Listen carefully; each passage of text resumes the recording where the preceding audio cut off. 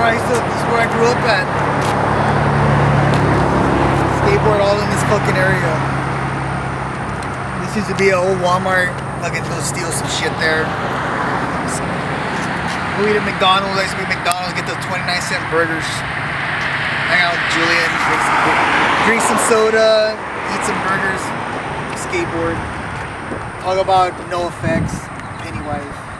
Well, here's KFC. This is where me and some good friends of mine from Edinburgh, we used to skateboard here all the time.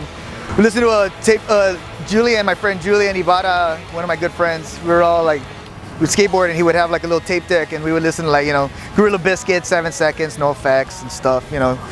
We would just hang out here like even when it was fucking cold and it was, every day we're like, hey, you gonna meet up at KFC? We would skate here or we'd skate at the UTPA Annex, which was the old Walmart back in the day. Like I said, we were just like hanging out and just talk a bunch of like, you know, we're still kind of new to punk. Like I've been to punk for like probably like since '94, you know, like of course through the whole Green Day fucking explosion, like everybody got into punk, like, you know, so did I.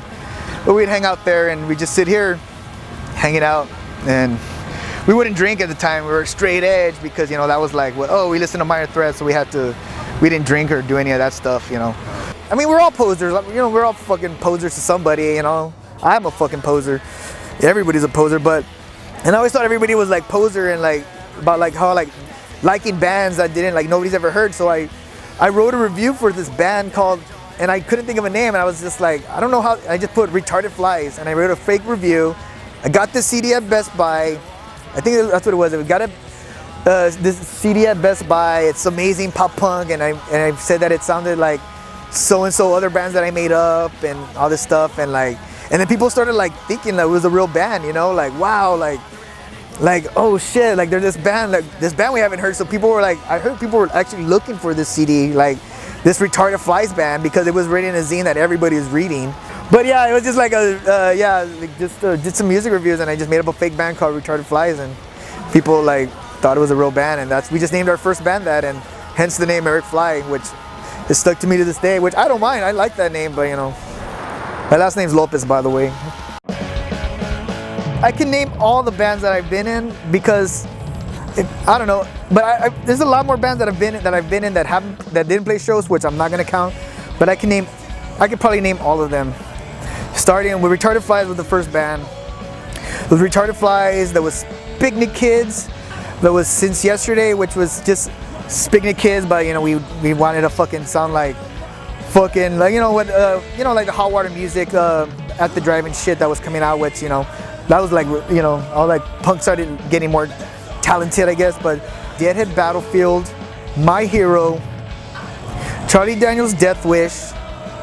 Then after that, that's when I started making more bands. And then there was Filthy Fuckers, Full Force. I joined Gallows, Holier Than the Cross. This band called Negative Youth Assault. We had 2 shows. It was just a hardcore band. Bastard Sons of Apocalypse, probably like my most famous band I was in, because we actually went on tour and did records. I had this band called Death Parade, which was with Omar from Deep Woods. I had this band called TRL, which is like probably one of my favorite bands still, even though it was like just fast hardcore. That band's still around.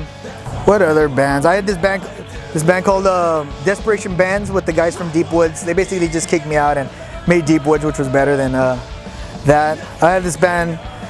Like the bands that I'm in now are the bands I've been in the longest, and like the bands I enjoy the most. Maybe because like members are like more like we all grown up and we're all like level head, you know, like we're all just, you know, we just like accepted life, that life, you know, gonna suck, so we're not gonna be assholes anymore, you know. So let's just fucking live stupid life. So I have this band Seafoam Green, which Seafoam Green. This band called The Ex-Boyfriends. I'm this band called Fantastico, and this band called the Lowends. Oh shit, that's my mom. Whoa, that is super random. Hey, I'm doing an interview right now. Hi, this is super random. That's why I was asking you if you wanted to go eat, because I'm just gonna be in the area. So are you getting food for grandma or what? Yeah, she's hungry. You don't want to go eat later? I'll pay. I got a credit card. Charge it to the game.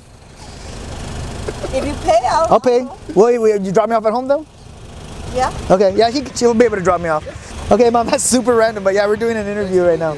Yeah, that was not planned. But yeah, I know I've repeated myself a lot, dude. Like I said, I did not plan this out. I don't know what questions you were gonna ask. I didn't know. Oh, man, I didn't know you had an all tattoo.